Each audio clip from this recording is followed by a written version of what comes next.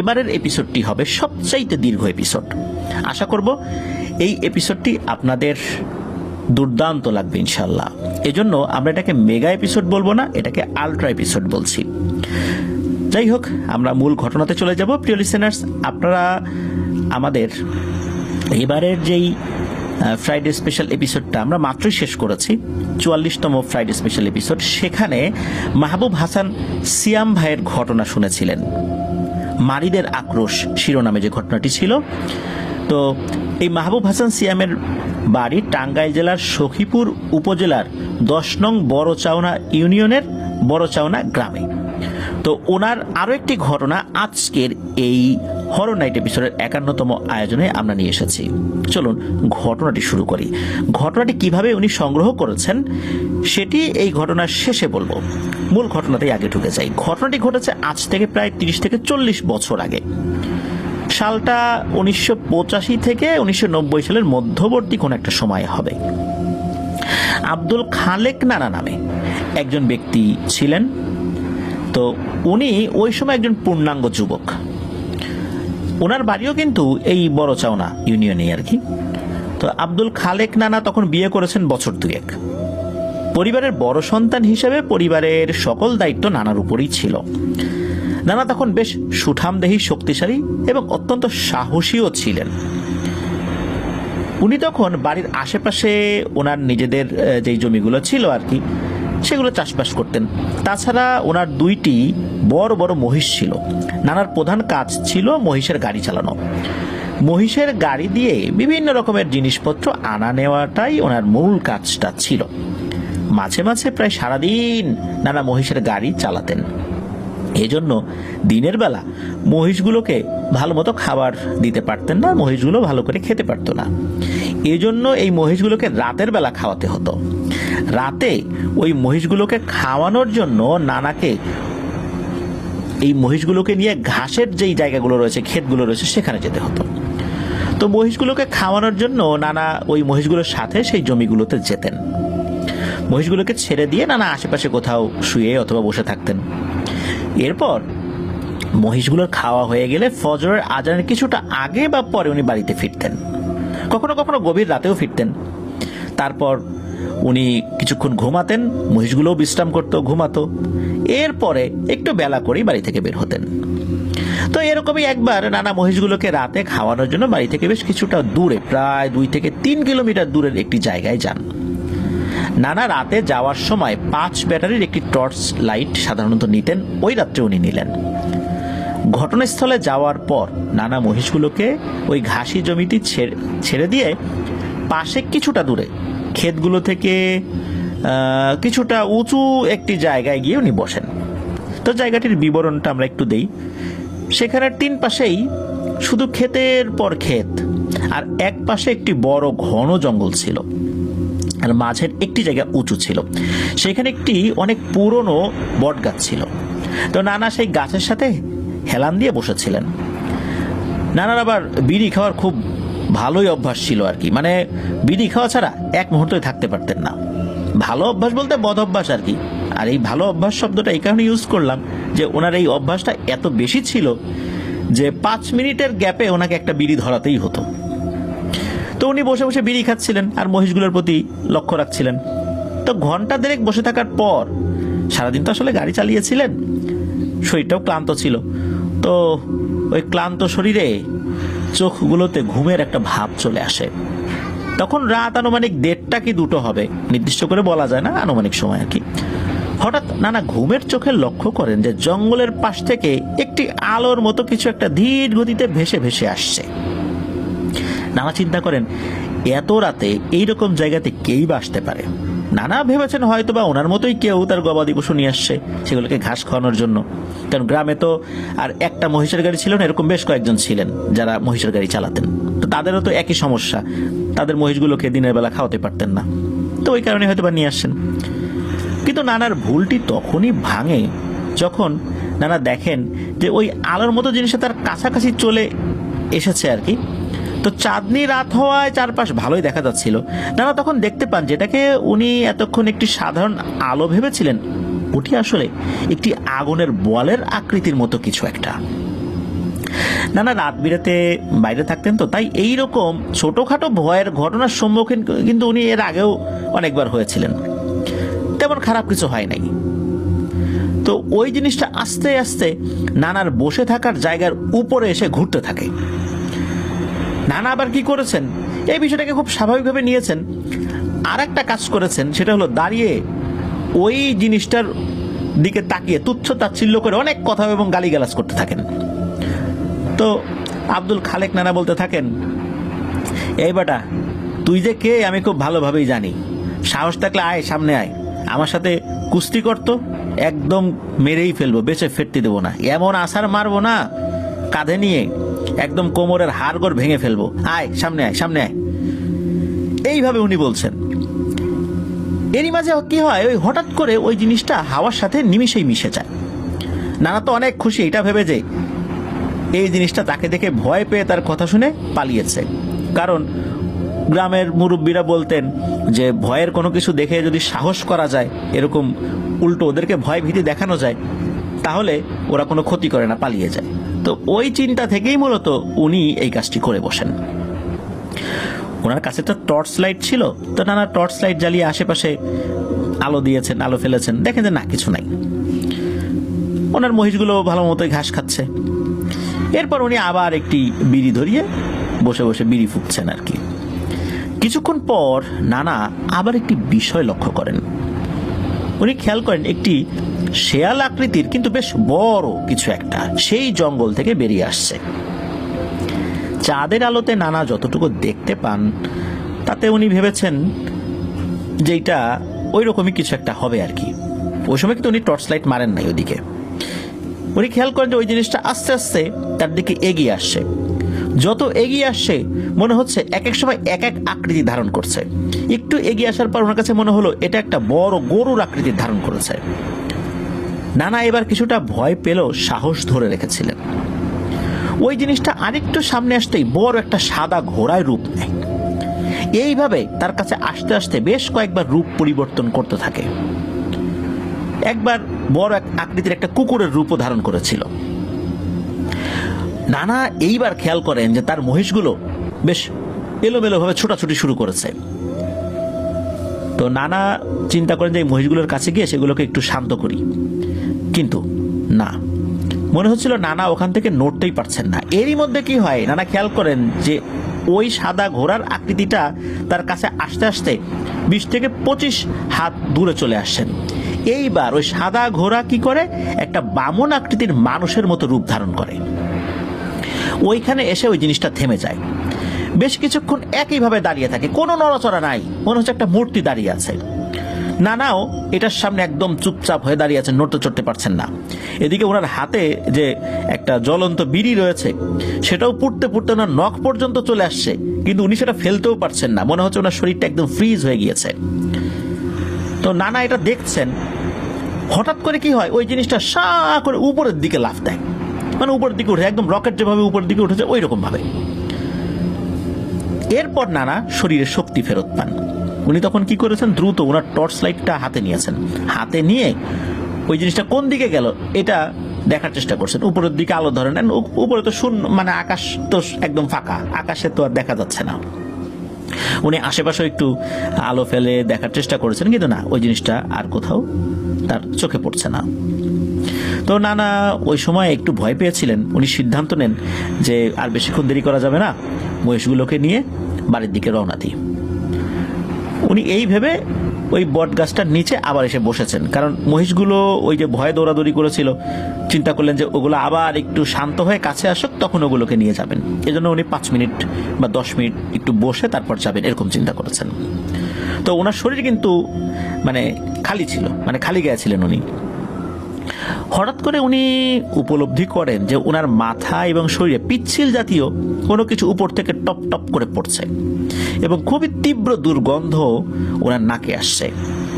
তো নানা কি করেছেন, সেই গাছটির নিচে বসে উপরের দিকে তার হাতে থাকা লাইটের আলো ফেলেছেন। এই আলোটি ধরার সাথে সাথে নানা যেই বিষয়টি দেখতে পান, সেটি দেখে নানার শরীরের সব লোম দাঁড়িয়ে যায় ভয়ে। নানা শুধু ওই টর্চ লাইট ধরে উপরে পাথরের মতো তাকিয়েই রয়েছেন। উনি দেখতে পান বামন আকৃতির মানুষের মতো কিছু একটা গাছের সাথে উল্টো হয়ে বাদুরের মতো ঝুলে আছে এবং একভাবে নানার দিকে বড় বড় চোখ করে তাকিয়ে আছে।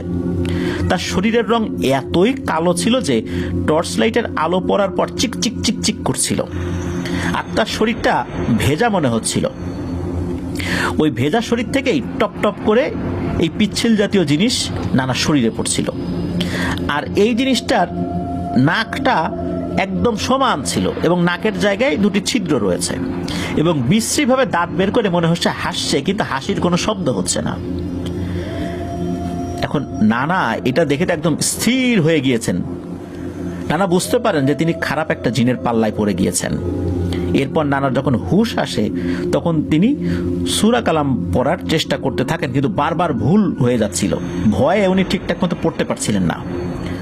হঠাৎ করেই ওই জিনিসটা নাকি সুরে বলে ওঠে, হ্যাঁ রে খালেক, তোর দেখি অনেক সাহস, অনেক শক্তি না? তুই পায়ে পা দিয়ে আমার সাথে ঝগড়া বাঁধালি। আমি কি তোর চলার পথে কোনো বাধা সৃষ্টি করেছিলাম? আমি কি তোর কোনো ক্ষতি করেছিলাম? তুই গায়ে পড়ে আমার সাথে লড়াই করতে চাইলি। আয় দেখি কার শক্তি বেশি। তুই যখন আমার সাথে লড়াই করতে চাইলি ইচ্ছাকৃতভাবে, এখন তো আমার সাথে লড়াই না করে তুই যেতে পারবি না।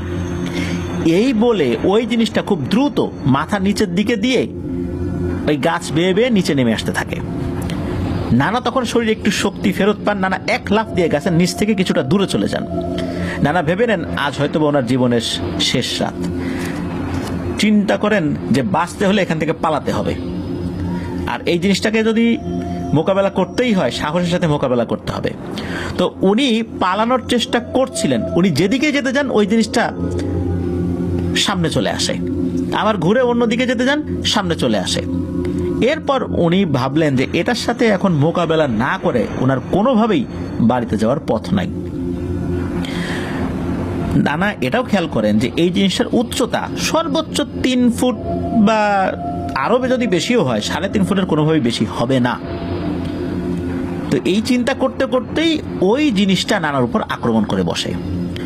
নানা কোনো উপায় না পেয়ে ওই জিনিসটাকে জোরে জাপটে ধরার চেষ্টা করে, কিন্তু কোনোভাবে ওই জিনিসটাকে উনি ধরে রাখতে পারছিলেন না, কারণ এই জিনিসটার শরীর অত্যন্ত পিচ্ছিল ছিল। একরকম ভাবে বলাই যায় যে ওই জিনিসটাকে ধরে রাখার কোনো সামর্থ্যই তার ছিল না। ওটাকে কোনো আঘাত করলেও হাত দিয়ে ঘুষি মেরেছে, পিচ্ছিল শরীরে আঘাত লাগার কারণে হাতটা পিচ্ছিল জায়গার উপর দিয়ে ছটকে পড়েছে, মানে মনে হলো যে ওর শরীরে কোনো আঘাতই লাগলো না। আর এটা শরীর থেকে এমন দুর্গন্ধ আসছিল, ওটাকে ধরে রাখাটাই তার জন্য একটা বড় চ্যালেঞ্জ ছিল। কোনোভাবেই ওটাকে ধরেও রাখতে পারছিলেন না, বিভিন্ন কারণ। প্রথমত পিচ্ছিল ছিল, তারপর দুর্গন্ধ, আর এদিকে ওই জিনিসটা নানাকে বারবার আঘাত করতেই থাকে। তো তাদের লড়াই এরকম চলতে থাকে অনেক সময় ধরে। একটা পর্যায়ে নানা অনেক আহত হয়ে যান, তার শরীরের বিভিন্ন জায়গায় কাটাকাটি হয়ে খুবই বাজে অবস্থা। একটা পর্যায়ে ওই জিনিসটা নানাকে ছেড়ে দেয় এবং বলে, খালেক রে, আজকের মতো তোকে ছেড়ে দিলাম, তবে ভাবিস না তোকে আমি একবারে ছেড়ে দিয়েছি, তোর সাথে আবার আমার দেখা হবে, আবার তোর সাথে আমার লড়াই হবে, প্রস্তুত থাকিস। এরপর কি করে, ওই জিনিসটা আবার ওই বট গাছের কাছে গিয়ে উল্টো হয়ে গাছ বেয়ে উপরে উঠে যায়। তখনও যে ফজর আজান হয়েছে বিষয়টা কিন্তু এরকম না। উনি অজ্ঞানের মতো হয়ে যান, পুরোপুরি অজ্ঞান না। অনেকক্ষণ পরে, ওনার আসলে ঠিক মনে নাই কতক্ষণ পরে উনি আজানের শব্দ শুনেছিলেন, তবে একবার উনি আজানের শব্দ শুনেছিলেন আর কি। তো অনেকক্ষণ পরে, এরপর ওনার কিছু মনে নাই, এরপর হয়তো বা উনি অজ্ঞান হয়ে গিয়েছিলেন বা কিছু একটা হয়েছিল আর কি। এদিকে বাড়িতে নানার বাবা মা এবং ওনার স্ত্রী ফজরের নামাজের সময় ওঠেন। উঠে এই খালেক নানাকে বাড়িতে দেখতে পান না, কিন্তু তার মহিষ দুটি গোয়ালের সামনে দাঁড়িয়ে রয়েছে। তো সবাই মনে করেছেন হয়তোবা খালেক নানা বাড়িতে এসে মহিষগুলোকে রেখে গোসল করতে পুকুর ঘাটে গেছে। এটা উনি প্রতিদিনই করতেন। তো এরকম চিন্তা ভাবনা করে সবার কাজ সবাই করছেন আর কি। কিন্তু এই খালেক নানার স্ত্রী, উনি পরবর্তীতে ওনার শ্বশুর শাশুড়ি খালেক নানার মা বাবাকে বলতে থাকেন যে আপনাদের ছেলে তো আসেই নাই বাড়িতে, সে তো প্রতিদিন আসে, দেরি করে হলেও আসে, কিন্তু বাড়িতে তো সে আসে নাই, সে তো বাসায় ফেরে নাই, গোসল করে আসলে তো সে চলে আসবে। তো এই কথা শুনে খালেক নানার মা বাবা খুব চিন্তায় পড়ে যান। গোসল করতে তো এত সময় লাগার কথা না। তো খালেক নানার বাবার নাম ছিল মোহাম্মদ ইউনুস মিয়া। তো এই মোহাম্মদ ইউনুস মিয়া পুকুর ঘাটের দিকে এগিয়ে যান নানাকে খোঁজার উদ্দেশ্যে। কিন্তু ইউনুস মিয়া পুকুর ঘাটে গিয়ে খালেক নানাকে তো দেখতে পান না, সেখানে কোনো মানুষজনও নাই। এরপর ইউনুস মিয়া চিন্তিত হয়ে বাড়িতে ফেরত আসেন এবং পরিবারের সদস্যদেরকে বিষয়টি জানান। ইউনুস মিয়া মহিষগুলোর কাছে যান এবং গিয়ে দেখেন মহিষগুলোর গলায় কোনো রশি নেই। এমন তো হওয়ার কথা না। মহিষগুলোকে বাড়িতে এনে এই আব্দুল খালেক নানা গোয়ালে বেঁধে তারপর অন্যান্য কাজ করেন, কিন্তু এদের গলায় তো কোনো রশি নাই। তার মানে হচ্ছে এই মহিষগুলো এমনিতেই চলে এসেছে, আব্দুল খালেক নানা বাড়িতে আসেন নাই। ইউনুস মিয়া বুঝতে পারেন তার ছেলের কোনো একটি বিপদ হয়েছে, তা না হলে তো এরকমটা হওয়ার কথা না। এদিকে চারপাশে ভোরের আলো তো ফুটে গিয়েছে ভালো করেই। তখন আব্দুল খালেক নানার পরিবার সহ গ্রামের আরো মানুষ মিলে নানাকে চিৎকার করে ডাকাডাকি করতে থাকেন। গ্রামের সব জায়গাতে তন্ন তন্ন করে খুঁজতে থাকেন। সকাল গড়িয়ে দুপুর হয়ে যায়, কিন্তু খালেক নানাকে আর খুঁজে পাওয়া যায় না। খালেক নানার বাবা ইউনুস মিয়া সবাইকে ডাক দিয়ে বলেন যে খালেক তো মূলত রাত্রে 3টা জায়গায় ওর মহিষগুলোকে খাবার খাওয়াতে নিয়ে যেত। তোমরা সবাই ভাগ ভাগ হয়ে দল বানিয়ে সেই জায়গাগুলোতে যাও আর খোঁজ করে দেখো। এর মধ্যে একটা দলে এই খালেক নানার বাবা মোহাম্মদ ইউনুস মিয়াও ছিলেন। তো ইউনুস মিয়ার কথা মতো সবার মধ্যে থেকে 8-10 জন করে ভাগ হয়ে সেই জায়গাগুলোতে যান। তো এই নানা যেখানে অজ্ঞান হয়ে পড়েছিলেন সেইখানেও একটি দল আসে। তারা দূর থেকে দেখতে পায় কে যেন উল্টো হয়ে পড়ে আছে। তারা সবাই দৌড়ে সেখানে আসেন, এসে দেখেন এই আব্দুল খালেক নানা অজ্ঞান হয়ে পড়ে আছেন।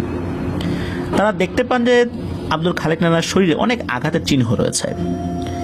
এরপর খালেক নানাকে বাড়িতে নিয়ে আসা হয়। নানা প্রায় 4 দিন অজ্ঞান অবস্থাতেই ছিলেন।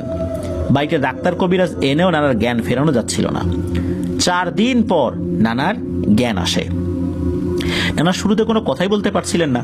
বেশ কিছুক্ষণ পর এই আব্দুল খালেক নানা অস্পষ্ট ভাষায় কথা বলতে থাকেন।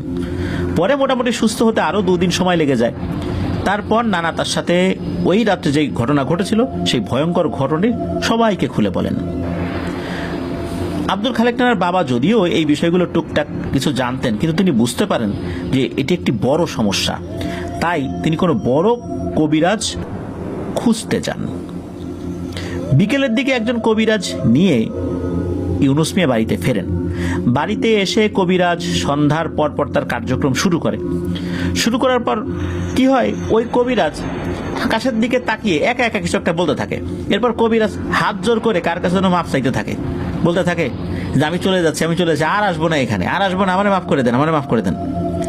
এরপর কোনো মতে তার ঝোলা নিয়ে মারে এক ভো দৌড়। মানে তাকে যে ডেকে জিজ্ঞেস করবে যে কি হয়েছে, কোনো কথাই নাই, খালি বলতে থাকেন ওরে বাপরে আমি আপনার বাড়িতে 1 মুহূর্ত থাকতে পারবো না, আমি পালাই, নাহলে আমি শেষ। এই বলে সে কবিরাজ ওখান থেকে বিদায় নেন। তো আব্দুল খালেক নানার বাবা মোহাম্মদ ইউনুস মিয়া উনি তো বুঝতে পেরেছিলেন যে এটা একটা জটিল সমস্যা। কারণ হচ্ছে এটা যদি সাধারণ সমস্যা হতো তাহলে ওই যেই অবয়বটা, ওই অবয়বটা বলতো যা আজকের মতো বেঁচে গেলি, আর কখনো এই কাজ করবি না। কিন্তু ওই অবয়বটা বলেছে তোর সাথে আবার দেখা হবে, আবার লড়াই হবে। এই জন্যই মূলত এই সমস্যাটা জটিল ছিল। আর এই কবিরাজ আকাশের দিকে মুখ করে সে মাপ টাপ চেয়ে দিল, তার ঝোলা নিয়ে এক দৌড়। এই বিষয়টা তো আরো জটিল। তো এইদিকে কি হচ্ছে, আরো কিছু সমস্যা দেখা দিল। এই সমস্যাটা শুধু আব্দুল খালেক নানাই ফেস করতেন। উনি যখন বাড়ি থেকে বাইরে বের হতেন দিনের বেলাতে, তখন খুব একটা সমস্যা হতো না, কিন্তু সন্ধ্যার পরপরই শুরু হতো সমস্যা।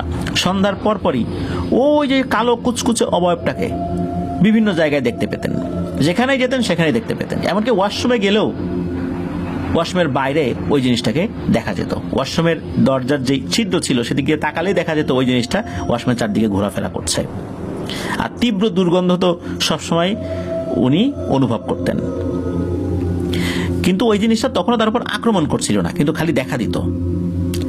এদিকে আব্দুল খালেক নানার বাবা মোহাম্মদ ইউনুস মিয়া উনি একটি বড় আলেমের সন্ধান পান এবং সেই আলেমের সাথে সাক্ষাৎ করেন এবং তার ছেলের সাথে ঘটে যাওয়া এই ব্যাপারটা বিস্তারিতভাবে ওনাকে বলেন। তো ওই আলেমের নাম ছিল মৌলানা মোহাম্মদ ইউসুফ। এলাকার লোকজন তাকে ইউসুফ হুজুর বলেই ডাকতেন। তো ইউসুফ হুজুর জিন তাড়ানোর বিদ্যা শিখেছিলেন তার দাদা তার দাদার কাছ থেকে। তো তার দাদা ছিলেন ওই সময়ের খুব বড় একজন রাকি এবং আলেম। এই ইউসুফ হুজুর তার এলাকার জামে মসজিদের ইমামতির দায়িত্ব পালন করতেন। তার অনেক নাম ডাক ছিল ওই সময়টাতে। শোনা যায় সে সময় এলাকার কারো উপর যদি জিন ভর করতো তাহলে শুধু এই ইউসুফ হুজুরের নাম শুনলেই কোনো শর্ত ছাড়াই সেই জিন পালিয়ে যেত। তো খালেক নানার এই বাবা উনি ছেলের এই সমস্যাটি দূর করার জন্য বা এই সমস্যাটি থেকে কিভাবে মুক্তি পেতে পারে এই আশায় এসেছিলেন ইউসুফ হুজুরের কাছে। তো ইউসুফ হুজুর বিষয়টি শোনার পর উনি এই সমস্যার সমাধান করার জন্য রাজি হয়ে যান।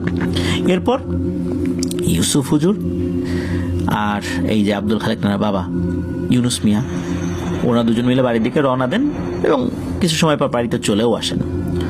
যদিও বা সেই হুজুরের বাড়ি থেকে এনাদের বাড়ির দূরত্ব বেশ ভালোই ছিল, পায়ে হেঁটে আসতেও ঘন্টাখানেক লেগে যেত, মাঝখানে প্রায় 4-5 গ্রাম পাড়ি দিয়ে আসতে হতো আর কি। তো হুজুর প্রথমে এসেই থমকে যায় ওই বাড়িতে ঢোকার সাথে সাথে আর কি, এবং উনি চিন্তাগ্রস্ত হয়ে পড়েন। হুজুরের এই চিন্তায় আচ্ছন্ন মুখটি দেখে ইউনুস মিয়া জানতে চান আসলে বিষয়টা কি। কারণ ইউনুস মিয়া টুকটাক জানতেন ঝাড়ফুঁক কবিরাজি, কিন্তু জটিল বিষয়গুলো সমাধান করতে পারতেন না। হুজুর বলেন যে আপনার ছেলে যেই বিষয়টি ডেকে নিয়ে এসেছে সেটি তো একা একা আসার কথা না, এদেরকে আহ্বান না করলে এরা কখনোই আসে না। এই জিনিসটা তাড়াতে অনেক বড় বড় রাকি বা আলেমদেরকেও হিমশিম খেতে হয়, আমাকেও খেতে হবে বোঝা যাচ্ছে। এখন পুরো বিষয়টি না জানা পর্যন্ত এখনই এই বিষয়ে সিদ্ধান্ত দেওয়া যাচ্ছে না। এখন এটাকে কোনোভাবে হাজির করতে পারলে সবকিছু বলা যাবে, আর এটাকে হাজির করাটাও একটা চ্যালেঞ্জ। এই জিনিসগুলো সহজে হাজির হতে চায় না। এদিকে এই ইউনুস মিয়ার বাড়ি থেকে ইউসুফ হুজুরের বাড়ির দূরত্ব তো 4-5 গ্রাম পরে, আসা যাওয়া অনেক কষ্টকর। এই কারণেই এই ইউসুফ হুজুর সেদিন আব্দুল খালেক নানার বাড়িতেই থেকে যান। পরের দিন হুজুর এশার নামাজের পর আব্দুল খালেক নানাকে একটি জায়নামাজের উপর হুজুরের সামনে বসিয়ে হুজুর হাতে তসবিহ নিয়ে পবিত্র কোরআন থেকে আয়াত পাঠ করতে থাকেন। 10 থেকে 15 মিনিট আমল করার পরই এই আব্দুল খালেক নানার উপর ওই জিনটি আসর করে বা হাজির হয়। জিনটি উপস্থিত হয়ে বলে, ইউসুফ হুজুর, তুমি আমাকে ডেকেছ কেন? তুমি একজন সম্মানিত ব্যক্তি, আর তাই তোমার সম্মান রক্ষার্থে আমি চলে আসছি। আমাকে দুর্বল মনে করো না, তুমি কিন্তু আমাকে ভালো করেই চেনো, আমি চাইলে কি করতে পারি। হুজুর অত্যন্ত বিনীত কণ্ঠে ওই জিনটিকে উদ্দেশ্য করে বলেন যে হ্যাঁ, আমি জানি আপনি কে, আপনার শক্তি কত দূর, কিন্তু এই আব্দুল খালেকের মতো নিরীহ একটা লোককে এভাবে আপনি কেন কষ্ট দিচ্ছেন?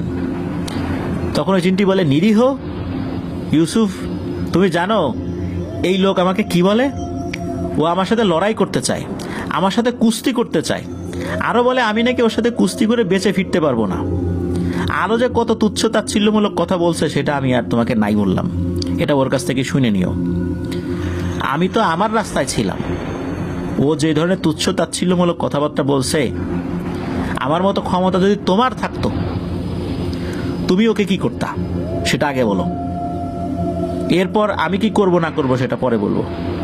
এই কথা শোনার পর তখন হুজুর বলে, আসলে ও এটা অন্যায় করেছে, ও তো আসলে আপনাকে চেনে না, বুঝতে পারে নাই, ওকে ক্ষমা করে দেন। তখন ওই জিনটা বলা শুরু করে যে না, এইভাবে তো ক্ষমা করব না, ওর মনের আশা আমি পূরণ করব। ও আমার সাথে কুস্তি করতে চায় না, ওর মনের আশা পূরণ করতে আমি ওর পিছনেও লেগেছি, আমি যে কি ওকে খুব ভালো করে বুঝিয়ে দেব। এরপর ইউসুফ হুজুর ওই জিনটাকে বলে যে আপনি ওকে ক্ষমা করে দেন, ওর পিছনে লাগবেন না। কিন্তু জিনটা কোনোভাবেই রাজি হচ্ছিল না। ইউসুফ হুজুর বলেন যে আপনি কি চান, যা চাইবেন তাই দেব, তবু ওকে ছেড়ে দেন।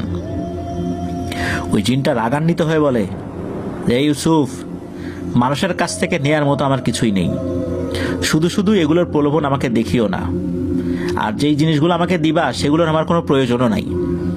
তুমি চলে যাও, তোমার ক্ষতি হোক, আমি এটা চাই না। তুমি সম্মানিত ব্যক্তি, তোমার বাবা দাদা তারাও সম্মানিত ব্যক্তি ছিলেন, সুতরাং আমি চাই না যে তোমার রক্তে আমার হাত রঞ্জিত হোক, তুমি চলে যাও। এই বলেই ওই জিনটা এই আব্দুল খালেক নানার শরীর ছেড়ে চলে যায়। এদিকে চারদিকে যে বন্ধনীটা দেওয়া হয়েছিল, এই বন্ধনীগুলো পার করে বের হয়ে যাওয়া শুধু সেই জিনগুলোর পক্ষেই সম্ভব যাদের শক্তি অনেক বেশি। সে তো তার মতো করে চলে যায়। তো আব্দুল খালেক নানা অজ্ঞান হয়ে মাটিতে লুটিয়ে পড়েন।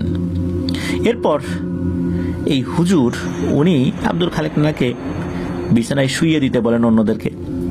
হুজুর অনেকটা চিন্তিত হয়ে পড়েন। এই খালেক নানার বাবা ইউনুস মিয়া এই ইউসুফ হুজুরের কাছে জানতে চান যে আসলে কি বুঝলেন হুজুর, কি করা যায়। তখন হুজুর বলেন, বিষয়টি আসলে খুবই জটিল, এরকম সমস্যা অনেক কম হয়, তবে যার সাথে হয় তাকে অনেক ভুগতে হয়। এই জিনগুলো সাধক প্রকৃতির জিন, এরা মানুষের উপর আসর করে না, তবে এদেরকে কেউ যদি ডেকে নিয়ে আসে, এদেরকে বিরক্ত করে, তবেই শুধু আসর করে। সমস্যা হলো বেশিরভাগ সময় রুগীদের মৃত্যুবরণ করতে হয়। এরা বংশ পরম্পরায় কারো ক্ষতি করে না, শুধু যার ক্ষতি করার সিদ্ধান্ত নেয়, তাদের মনে হয় যে একে ক্ষতি করবে, শুধু তাকেই ক্ষতি করে। কিন্তু কারো বংশের পিছনে দীর্ঘ সময় ধরে লেগে থাকবে, এদের সেই সময়ও নেই। আর এরা খুব বেশি সময় ধরে লেগেও থাকে না, অল্প সময়ের মধ্যেই শেষ করে দেয়, তার জীবন প্রদীপ নিভিয়ে দেয়। এরপর তারা অন্য কাজে মনোনিবেশ করে। এই কথাগুলো যখন শোনেন তখন এই আব্দুল খালেক নানার বাবাও খুব চিন্তিত হয়ে পড়েন। এদিকে হুজুরের যেই জিন ছাত্রগুলো রয়েছে, যারা মুখবির জিন, তথ্য সংগ্রহ করে, তারা এই জিনটি সম্পর্কে কিছু তথ্য হুজুরকে সংগ্রহ করে দিতে পেরেছিলেন, যা ইউসুফ হুজুর বলতে শুরু করেন। এই জিনটা নাকি শিলা প্রজাতির জিন, এরা বিভিন্ন রূপ ধারণ করতে পারে। কিন্তু এই শিলা প্রজাতির জিনরা খুব যে বেশি শক্তিশালী হয় তা কিন্তু না। কিন্তু এদের মধ্যে কিছু কিছু শিলা প্রজাতির জিন রয়েছে, এরা তাদের শক্তি বৃদ্ধির জন্য 1200 বছর, তার মানে 1200 বছর সাধনা করে থাকে। এদের হায়াত অনেক বেশি, আর এই সাধনার মাধ্যম দিয়েই এরা খুবই শক্তিশালী হয়ে ওঠে। এরা বংশগতভাবে বা জন্মগতভাবে অতটা শক্তিশালী না। আর এদের সাধনা করার নিয়ম হচ্ছে, একটি নির্দিষ্ট স্থানে বড় কোনো গাছে বা পরিত্যক্ত জায়গায় তাদেরকে সাধনা করতে হয়। 12 বছর পর পর নির্দিষ্ট দূরত্বের তেমনই আরেকটি জায়গায় এরা চলে যায় বা স্থানান্তরিত হয়। এই জিনটি মূলত সেই সাধনাই করছে 924 বছর ধরে। এখন যখন সে নিয়ম অনুযায়ী নতুন একটি জায়গায় যাচ্ছিল, সেটি ছিল সেই পুরনো বট গাছ যেটির নিচে এই আব্দুল খালেক বসেছিল। এই স্থানটি জিনটির পরবর্তী গন্তব্য ছিল, কিন্তু তার চলার পথে এই আব্দুল খালেক ইচ্ছাকৃতভাবে বাধা সৃষ্টি করে, জিনটির শক্তি নিয়ে হাসি ঠাট্টা করে। তাই মূলত জিনটি ক্ষিপ্ত হয়েছে, আর এই কারণেই এই জিনটি আব্দুল খালেকের বড় ধরনের ক্ষতি করতে চাচ্ছে। তখন হুজুর এও বলেন, এই জিনটি কোনো ধর্মই পালন করে না, না ইসলাম, না হিন্দু, না ইহুদি ধর্ম, না বৌদ্ধ ধর্ম, কোনোটাই করে না। যার ফলশ্রুতিতে কোনো পুরোহিত বা অন্য কোনো ধর্মের কোনো যাজককে দিয়ে যে এই কাজটি করানো যাবে, বিষয়টা এরকম না। এই কাজটা অত্যন্ত কঠিন কাজ, তবে আপনারা নিরাশ হবেন না, আমি আমার সর্বোচ্চ চেষ্টা দিয়ে কাজ চালিয়ে যাব, এই কথাটা হুজুর বলেন। তখন হুজুর যে কাজটি করেন, উনি ওনার নিয়ম অনুযায়ী ঝাড়ফুঁক করে দেন এবং ওই বাড়িটা সাময়িক সময়ের জন্য বন্ধ করে দিয়ে যান। এবং হুজুর এটাও বলেন যে এই বন্ধনী কাটানোটা ওই জিনের জন্য খুব কঠিন কাজ না, অল্প কিছুদিনের মধ্যেই সেই বন্ধনীটা কাটিয়ে ফেলবে। তবে হুজুর বলে দেন যে এই আব্দুল খালেক নানাকে যেন কোথাও যেতে না দেয়া হয়, বিশেষ করে রাতের বেলা তো কোথাও না, দিনের বেলাতে কোথাও গেলেও একা একা যাওয়া যাবে না। আর হুজুর এটাও বলে দেন যে বিষয়টা সমাধান করার জন্য উনি ওনার ওস্তাদের সাথে দেখা করবেন, কিভাবে এই বিষয়টা সমাধান করা যায়। তো আব্দুল খালেক নানা এই মাঝের যে সময়টুকু, এই সময়টুকু যেন খুব যেই ব্যাপারগুলো মেনে চলতে হবে, এগুলো যেন মেনে চলেন। তো উনি মেনে চলছিলেন, কোনো সমস্যা আল্লাহর রহমতে হচ্ছিল না। ওই জিনটাকে যে দেখতেন উনি রাতের বেলা, তীব্র দুর্গন্ধ, এই জিনিসগুলো উনি ফিল করতেন না, দেখতেন না, এটা কিছুদিন হচ্ছিল না। মোটামুটি 3-4 দিন পর ওই ইউসুফ হুজুর আবার আব্দুল খালেক নানাদের বাড়িতে আসেন। হুজুর বলেন যে উনি ওনার ওস্তাদের সাথে বিষয়টি সমাধানের জন্য পরামর্শ করেছেন, ওনার ওস্তাদও এই বিষয়টি সমাধান করার জন্য চেষ্টা করবেন বলেছেন, কিন্তু আমরা কেউই জানি না যে আমরা সফল হতে পারবো কিনা, কারণ এইখানে সফলতার সম্ভাবনা মাত্র 20-30%, আর বাকিটা হলো বিফল হওয়ার সম্ভাবনা। সুতরাং সফলতা পাওয়ার সম্ভাবনা খুবই কম। যেহেতু 20-30% তো একটা ভালো একটা পার্সেন্টেজ, সেই হিসাবে ওনারা চেষ্টা করবেন। আর ইউসুফ হুজুর যেহেতু এই বিষয়টির সাথে একবার জড়িত হয়ে পড়েছেন, তাই এই বিষয়টার সমাধান পরিপূর্ণভাবে না করতে পারলে ওনার উপরও কোনো না কোনোভাবে একটা বিপদ আসতেও পারে। এই কারণে উনিও এই বিষয়টা চূড়ান্তভাবে সমাধান করবেন বলে জানান। তবে এই ইউসুফ হুজুর ওস্তাদ ইউসুফ হুজুরকে এই জিনটা সম্পর্কে আরো কিছু তথ্য দিয়েছেন, যেটা ইউসুফ হুজুর ইউনুস মিয়াকে বলেন। ইউনুস মিয়া বলতে আব্দুল খালেক নানার বাবাকে আর কি। জানা যায় যে এই জিনগুলো সহজেই কারো ডাকে সাড়া দেয় না।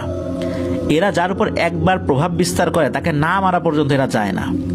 এদেরকে মূলত কোনো জিনিস বা কিছু দিয়ে বিদায় করা সম্ভব না। তবে এই জিনগুলো যদি দয়া করে ছেড়ে দেয় তাহলে সে মুক্তি পায়, আর নয়তো কোনো শর্ত দেয়। যদি সেই শর্তগুলো পূরণ করা যায় তাহলে এরা ছেড়ে দেয়। কিন্তু সেই শর্তগুলো অদ্ভুত প্রকৃতির শর্ত, মানে ওই যে গরু ছাগল হাঁস মুরগি দিতে হবে এই টাইপের শর্ত না। এখন কি শর্ত দেবে এটা ওদের ইচ্ছা। তখন হুজুর বলেন, দেখা যাক আজকে ডাকি কি হয়। হুজুর ইউনুস মিয়াকে অবগত করেন যে একটি ফাঁকা ঘর লাগবে যেখানে হুজুর তার সকল কার্যক্রম করবেন। সেই ঘরে হুজুর আব্দুল খালেক নানা এবং খালেক নানার বাবা সহ আরো 3 জন শক্তিশালী এবং সাহসী পুরুষ মানুষ রাখতে বলেন। হুজুরের কথা মতো নানাদের একটি ঘর বাছাই করা হয়। নানার 3 চাচাতো ভাই সেই ঘরে উপস্থিত থাকেন। পরে হুজুর এশার নামাজের ঘণ্টাখানেক পর তার সকল কার্যক্রম শুরু করেন। সেই আগের বারের মতোই হুজুর যায় নামাজে বসান খালেক নানাকে। তো খালেক নানা চতুর্দিকে একটা বৃত্ত দেওয়া হয়। হুজুর তসবি নিয়ে পবিত্র কোরআন থেকে রুকিয়ার আয়াতগুলো পাঠ করতে থাকেন, এবং যেই আয়াতগুলো পাঠ করে জিন হাজির করা হয় সেগুলো পাঠ করছিলেন। তো ওই ঘরে শক্ত সামর্থ্য পুরুষ মানুষ রাখা হয়েছিল এই কারণে যে যদি কোনো সমস্যা হয় ওনারা যেন সেটা প্রতিহত করার চেষ্টা করতে পারেন। তো অনেকক্ষণ তো হুজুর আমল করছেন, ওই জিনটার আসার কোনো নামগন্ধই নাই। অনেকক্ষণ পর হঠাৎ করে ঘরের মানুষগুলো বুঝতে পারেন যে বাইরে বিশাল ঝড় তুফান শুরু হয়ে গেছে, মনে হচ্ছে এখনই ওই ঘরটি উড়িয়ে নিয়ে চলে যাবে। এরপরেই সবকিছু থেমে যায় এবং ওই জিনটা দ্বিতীয়বারের মতো আব্দুল খালেক নানার শরীরের উপর হাজির হয়। জিনটি শরীরে ভর করে বিরক্তির সুরে ইউসুফ হুজুরকে বলতে থাকেন, এই ইউসুফ, তুমি আমাকে আবার ডাকছো কেন? আমি তো আমার সব কথা প্রথমেই বলে দিচ্ছি, আর তুমি তো অনেক খোঁজ খবর নিছো আমার সম্পর্কে। তুমি তোমার জিন ছাত্রদেরকে দিয়ে নিছো, তোমার ওস্তাদের কাছে গেছো, সে তার জিন ছাত্রদেরকে দিয়ে আমার সম্পর্কে খোঁজ খবর নিছে, তারপর কেন আমাকে বারবার বিরক্ত করছো? তখন হুজুর বলেন যে জি, আপনার সম্পর্কে জেনেছি, আপনি তো চাইলে ওকে মাফ করে দিতে পারেন। ও তো বুঝতে পারে নাই যে আপনি কে, তাই আমি আশা করি যে আপনি আব্দুল খালেককে মাফ করে দিবেন। তখন ওই জিনটা হুজুরকে বলে, ওকে আমি কোনো মতেই মাফ করতে পারবো না, সেটা তুমি জানো। আর তোমার যদি কিছু করণীয় থাকে আমার উপর করার, যেমন আমাকে বন্দি করার চেষ্টা করার, কোনো দোয়া পড়ে আমার শরীরে জ্বালাপোড়া ধরাই দেওয়ার, আমাকে আঘাত করার, তুমি চাইলে সেটা করতে পারো, দেখো পারো কিনা। হুজুর কিন্তু জানতেন যে এগুলো করে আসলে লাভ হবে না। এই জন্য হুজুর ওই জিনটির সাথে অনেক অনুনয় বিনয় করে কথা বলতে থাকেন। অবশেষে ওই জিনটা একটা শর্ত দেয়। শর্তটা হলো যে ওই জিনটা আব্দুল খালেক নানার সাথে আবার কুস্তি শুরু করবে, মানে লড়াই করবে। আর এই লড়াই করার জন্য নিশি রাতে নানাকে একা একাই যেতে হবে সেই বট গাছের ওখানে। আর জিনটা শর্ত দেয় যে তাকে সাহায্য করার জন্য তোমরা কোনো ধরনের ছল চাতুরির আশ্রয় নিবা না, এটাই আমার শর্ত। তখন এই ইউসুফ হুজুর উনি জিনকে অনুরোধ করেন যে ঠিক আছে, আপনার শর্ত মেনে নিলাম, আমাদের একটা অনুরোধ, ওকে জানে মারবেন না। তখন ওই জিনটা বলে, যেহেতু সমাধানের কথাই আমি বলেছি, সুতরাং বুঝতেই পারছো আমি ওকে জানে মারবো না। আর ওর উপর আমার একটা ক্ষোভ, ও আমাকে ইচ্ছাকৃতভাবে লড়াই করার আহ্বান করেছে, আর আমি ওকে বলছি যে আবার তোর সাথে লড়াই হবে, সুতরাং আবার লড়াই না করে আমি ছাড়বো না। যাও, কথা দিলাম ওকে আমি জানে মারবো না, কিন্তু ওকে একা একা যেতে হবে। তখন হুজুর বলেন, ঠিক আছে, আপনার শর্ত মঞ্জুর, কিন্তু এরপরে ওর আর কোনো ক্ষতি করেন না। তখন জিনটা বলে, আচ্ছা, ক্ষতি করবো না, যাও। এরপর ওই জিনটা চলে যায়। তো চলে যাওয়ার পর তখন ইউসুফ হুজুর ইউনুস নানাকে বলতে থাকেন যে এখন এই শর্ত পূরণ করতেই হবে, এছাড়া বাঁচার আর কোনো উপায় নাই। তবে এই ইউসুফ হুজুর আব্দুল খালেক নানার বাবাকে বলেন যে ভয় পেও না, আমার অনেক জিন ছাত্র তোমাদেরকে সাহায্য করার জন্য আশেপাশে থাকবে, কিন্তু যেহেতু কথা দিয়েছি কোনো ছল চাতুরির আশ্রয় নেওয়া যাবে না, ওরা তোমার আশেপাশে থাকবে কিন্তু ওদের কাছে যাবে না, আর ওকে তো জানে মারবে না। আর আসছে পূর্ণিমা রাত্রে এই লড়াইটা হবে, আর 5 দিন বাকি আছে, ইনশাল্লাহ আমরা বিজয়ী হব, এছাড়া আর কোনো উপায় নেই। আরো বেশ কিছু উপদেশমূলক কথা এই আব্দুল খালেক নানার বাবা ইউনুস মিয়াকে বলেন। আব্দুল খালেক নানারও ততক্ষণে জ্ঞান ফেরত এসেছে, তাকেও বলেন কিছু আমল দিয়ে যান, যে 5 দিন ভালো করে এই আমলগুলো করতে হবে। হুজুর এটাও বলেন যে এই জিনগুলোর সাথে লড়াই করতে গেলে যে লড়াই করবে তার শরীরে কোনো না কোনো একটা অঙ্গ এই জিনগুলো নষ্ট করে দেয়। যেহেতু ওকে জানে মারবে না বলে সে কথা দিয়েছে, আমরাও সেই কথা আদায় করে নিয়েছি তার কাছ থেকে, সুতরাং একটা অঙ্গ নষ্ট হবেই। তবে এই 5 দিন সে এই আমলগুলা করলে তার শরীরের গুরুত্বপূর্ণ কোনো অঙ্গ নষ্ট করতে পারবে না, তবে ছোটখাটো কোনো অঙ্গ প্রত্যঙ্গ নষ্ট করবেই, এর বিনিময়ে তার জীবনটা বেঁচে যাবে। এই কথা শোনার পর আব্দুল খালেক নানার বাবা হুজুরকে বলেন, ছেলেটা তো বেঁচে থাকবে, এটাই যথেষ্ট, আপনি কাজে গিয়ে যান। ওই রাতের মতো কাজ শেষ করে হুজুর এই বাড়িতে থেকে যান। আশ্চর্যের বিষয় হচ্ছে এই যে এত যে ঝড় তুফান হলো, কিন্তু বাড়িতে আরো যারা লোক ছিল তারা কিছুই বলতে পারেন না। তখন হুজুর বলেন যে এই জিনটার একটা মায়াজাল ছিল, যার কারণে শুধু আমরা টের পেয়েছি, বাড়ির অন্য সদস্যরা টের পাননি। তো যাই হোক, পরের দিন সকালবেলা হুজুর চলে যান। 5 দিন পর এই ইউসুফ হুজুর আব্দুল খালেক নানাদের বাড়িতে উপস্থিত হন, হুজুরের সাথে আরো 5 জন আলেম নিয়ে। এরপর রাতে খাবার দাবারের পর সবাই যখন বাড়ি থেকে বের হচ্ছিলেন, তখন এই আব্দুল খালেক নানার মা এবং আব্দুল খালেক নানার স্ত্রী কোনোভাবেই নানাকে যেতে দিতে রাজি না। তো হুজুর তাদেরকে বলেন যে নানাকে বাঁচানোর একটি উপায় আছে, সেটা হলো এইটা। আর জিনটা যেহেতু তাকে জানে মারবে না, কথা দিয়েছে, এটা নিশ্চিত যে সে জানে মারবে না। ওরা আবার কথা দিলে কথা রাখে, এটাও বলেন। আর আপনারা যদি মায়া করে তাকে যেতে না দেন, ছেলেটাকে চিরদিনের মতো হারাতে হবে। এরপর কান্নাজড়িত অবস্থাতেই তাকে বাড়ি থেকে বিদায় দেওয়া হয়। তো ঘটনাস্থলের কাছাকাছি তারা রাত 11টা থেকে 12টার মধ্যে পৌঁছে যান।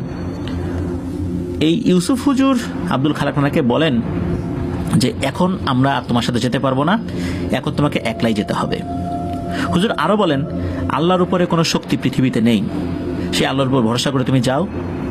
হুজুর আর সেই 5 জন আলেম ওনারা দূরে থেকেই টানা কোরআন তেলাওয়াত করছিলেন।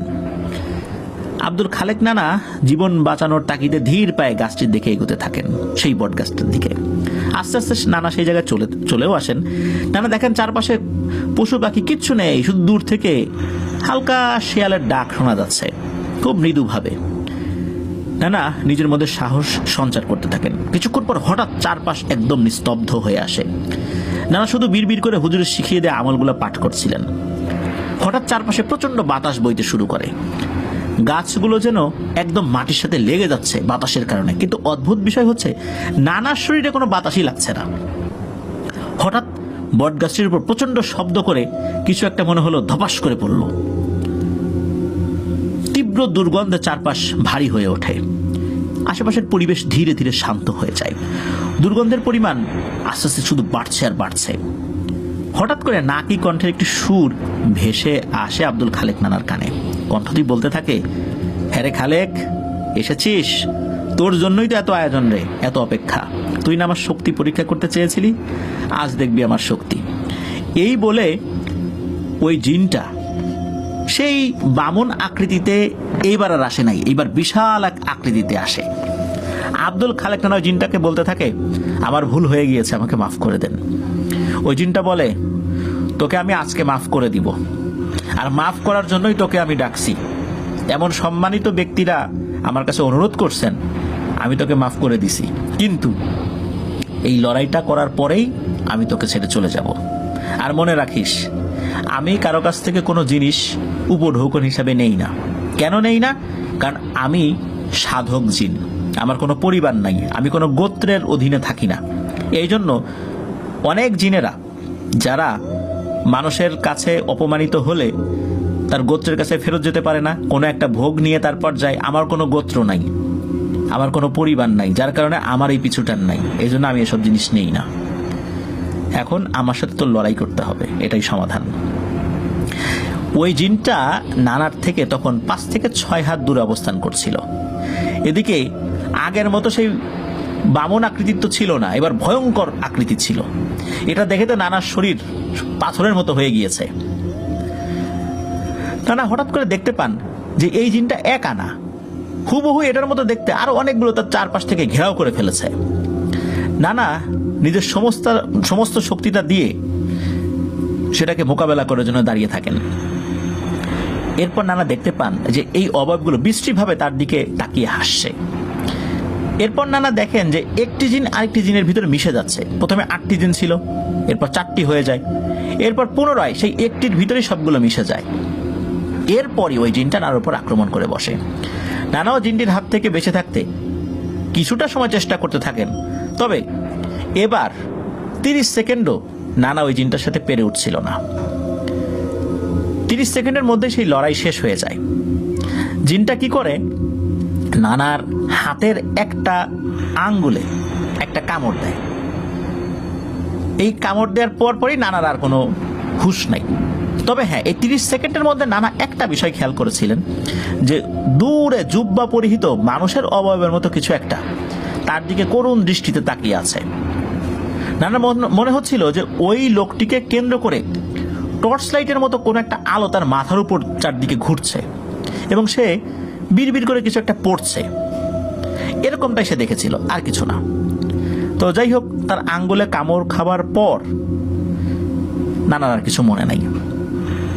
এরপর ফজরের আজানের পর ইউসুফ হুজুর এবং 5 জন আলেম এবং ইউনুস মিয়া মানে আব্দুল খালেক নানার বাবা সেই জায়গাতে আসেন এবং নানাকে পড়ে থাকতে দেখেন।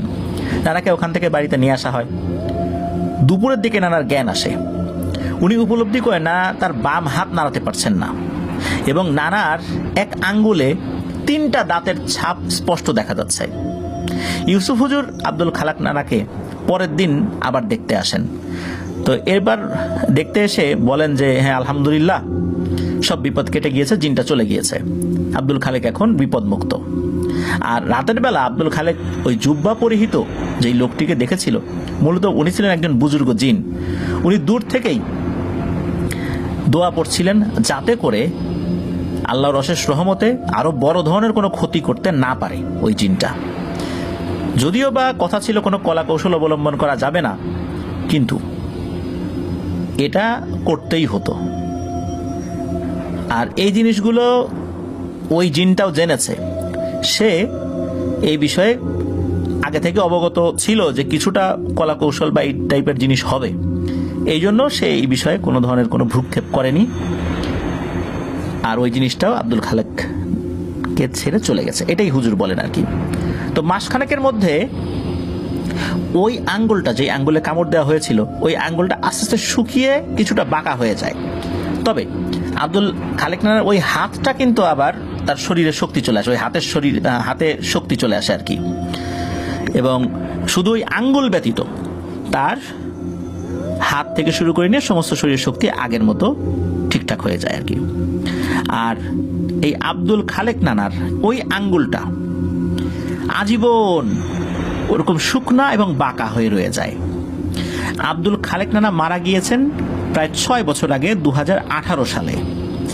আর এই আব্দুল খালেক নানা মাঝে মাঝে বেড়াতে আসতেন বলতে ওনাদের সম্পর্কে আত্মীয় হয়তো মাঝে মাঝে এসে গল্প গুজব করতেন। তো আব্দুল খালেক নানা যে আঙ্গুল বাঁকা দেখে এই আমাদের মাহবুব হাসান সিয়াম ভাই উনি বিভিন্ন সময় প্রশ্ন করেছিলেন। তো মাঝে মাঝেই উনি এই গল্পটা অনেককে বলতেন যদি কেউ প্রশ্ন করতেন। একদম প্রশ্ন করার সাথে সাথে গল্পটা বলতেন বিষয়টা এরকম না, গল্পটা তো অনেক বড়। দেখা যেত যে অনেক আত্মীয় স্বজন আছে, তারা যদি বিষয়টা প্রশ্ন করতেন তাহলে উনি এই গল্পটা বা এই ঘটনাটা উপস্থাপন করতেন আর কি। তো এটাই ছিল ঘটনা। প্রিয় লিসেনার্স, এই শিলা প্রজাতির জিনগুলো এগুলো আসলে কেমন হয় এটা তো আমাদের আজকের ঘটনা থেকে আপনারা বুঝতেই পারলেন। আর এটা থেকে আমাদের শিক্ষণীয় যে ব্যাপারটা সেটা হচ্ছে যে আগ বাড়িয়ে কারোর সাথে ওই পায়ে পা দিয়ে ঝগড়া করতে যাওয়া উচিত না, বা কাউকে চ্যালেঞ্জ জানানো উচিত না। সাহস যেখানে দেখানো প্রয়োজন, নেহায়েত না দেখালেই নয়, সেখানে দেখাতে হবে। কিন্তু আগ বাড়িয়ে গিয়ে কারোর সাথে সাহস দেখানোর তো প্রয়োজন নেই। ওই জিনের কথা বাদ দিলাম, কোনো মানুষের সাথেও যদি আমরা এই ধরনের আচরণ করি, সেই মানুষটাও কি ক্ষিপ্ত হবে না? সেই মানুষটাও কি মনে কষ্ট পাবে না? নিশ্চয়ই পাবে। আর এই জিনেরা তো অত্যন্ত ধূর্ত এবং শক্তিশালী, তাদের সাথে এই ধরনের আচরণ করলে ওরা তো আরো ক্ষিপ্ত হবে। আমাদের সাথে কেউ একটা খারাপ আচরণ করলে আমরা মৃত্যুর আগ পর্যন্ত সেটা মনে রাখি, আর এদের ব্যাপারটা তো আরো সেন্সিটিভ। তাহলে বুঝতেই পারছেন যে এই ব্যাপারগুলো থেকে আমাদেরকে দূরে থাকতে হবে। প্রিয় লিসেনার্স, আজকের এপিসোড এ পর্যন্তই। সবাই ভালো থাকবেন, সুস্থ থাকবেন। যারা এতক্ষণ আমাদের সাথে ছিলেন সকলকে অভিনন্দন জানাচ্ছি, ধন্যবাদ জানাচ্ছি মাহবুব হাসান সিয়াম ভাইকে চমৎকার একটি ঘটনা আমাদেরকে পাঠানোর জন্য। প্রিয় লিসেনার্স, আমার জন্য দোয়া করবেন, আমার পরিবারের জন্য দোয়া করবেন, আপনাদের জন্য দোয়া রইল, আপনাদের পরিবারের প্রত্যেকের জন্য দোয়া রইল। মহান আল্লাহ সুবহানাহু ওয়া তাআলা আমাদেরকে ভালো রাখুন, সুস্থ রাখুন, নিরাপদে রাখুন।